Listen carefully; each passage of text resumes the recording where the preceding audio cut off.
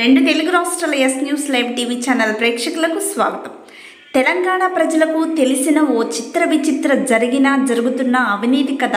అదే ఏమిటంటే 600 ఎకరాల్లో ఓ బుల్లి ఫామ్ హౌస్ ఉన్నా కానీ పాపం పేదవాడే 300 కోట్ల రూపాయలతో ఇతర దేశ రాష్ట్ర అధునాతన సామాగ్రితో చిన్న మయసభ డూప్లెక్స్ గుడిసెలాంటి భవంతి కట్టుకున్న లిక్కర్ పియన్ మరియు పైసలు ఊరికే రావు అని టీవీలో గట్టిగా వక్కానించి జీఎస్టీ ఎగదొబ్బే గోల్డ్ స్మిత్ కూడా పాపం నిరుపేదే.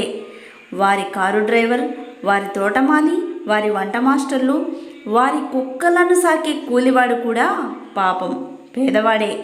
వారి గేటు ముందు కాపలా కాసే గూర్ఖా, వారు బట్టలు ఉతికి గంజి పెట్టి ఆరబెట్టి ఇస్త్రీ చేసి మడత పెట్టే రజకుడు కూడా పాపం పేదవాడే.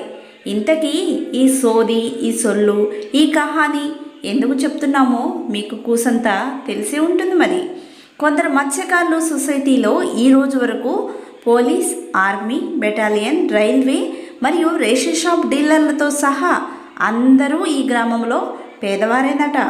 ఈ ప్రభుత్వ మత్స్యశాఖ జిల్లా పెద్దసారు ఎటు దిక్కు తీర్పు ఇస్తారో జర ఓపిక పట్టాల్సిందే మరి అంటున్న నిజమైన జర్నలిస్ట్, లేఖరి మిత్రులు, సామాజిక కార్యకర్తలు, విశ్లేషకులు.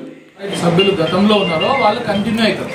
ఒకవేళ ప్రమాదవశాత్తు వాళ్ళు ఎవరు చనిపోయినా వాళ్ళ వారసులు కాదు, ఉన్న వాళ్ళకు చనిపోయేంత దాకా అర్హత ఉంటుంది. అర్థమైందా? దీన్ని మరి మీరు చేపలు పట్టేటప్పుడు వాళ్ళతో పాటు పట్టుకోండి. ఓకేనా? ఇప్పుడు ఈ 33 సభ్యులకి అర్హత ఉందా సార్? ఇది చట్టబద్ధంగా అర్హత పొంది గతంలో ఉన్న ఏడీ గారి ద్వారా వీళ్ళు అర్హత పొంది సర్టిఫికెట్ తీసుకొని సభ్యులుగా జాయిన్ అయ్యారు. ఎన్నికలు జరిగినప్పుడు ఎన్నికల్లో కూడా వీళ్ళ పేర్లు ఉండడం జరిగింది. అదేవిధంగా ఆనరబుల్ హైకోర్టు చాలా సందర్భాల్లో అక్కడ చేపల వృత్తిపై బతుకుతున్న అదర్ కులాలు ఎవరైనా సభ్యత్వం ఇవ్వమని కూడా చెప్తుంది.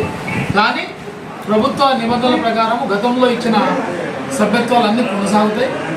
తర్వాత ఇప్పుడు కొత్తగా ఎవరికి వేరే కులాలకు చేయడానికి వీలుపడదు. ఓన్లీ ముద్రాయి బెసాలకే ప్రభుత్వం అనుమతులు ఉంది కాబట్టి చేస్తుంది. గతంలో పాత సభ్యులు ఎవరున్నా కొనసాగుతుంది చచ్చిపోయేది సార్. ఇది 11,20,000 అమ్మినట్టుగా ఆరోపణలు వస్తున్నాయి. ఇది మీ దృష్టికి వచ్చిందా? దృష్టికి రాలేదు, ఎంక్వైరీ చేపడతాం.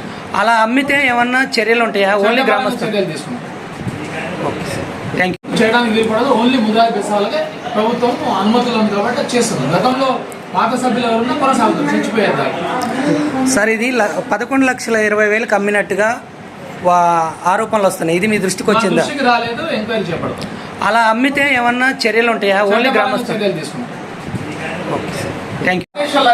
లోకారం మాజీ సంఘ ప్రెసిడెంట్ ఇతని కాలంలోనే అధ్యక్షుడు ఉన్న కాలంలో అప్పుడు ఈ జిల్లాలో ఉన్న అధికారి వీళ్ళు కోర్టుకు పోవడం ద్వారా సంఘం కూడా తీర్మానం చేసింది సభ్యత్వం ఇవ్వడానికి. అంతేకాదు వీళ్ళు చట్టబద్ధంగా సంఘంలో చేరిన సభ్యులు కాబట్టి వాళ్ళకి అర్హత ఉంది.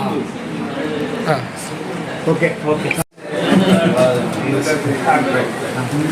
మీరు అంటే మీకు ఏ కష్టం ఉన్నా కోర్టు చేయాలంటే నేను అక్కడ 100%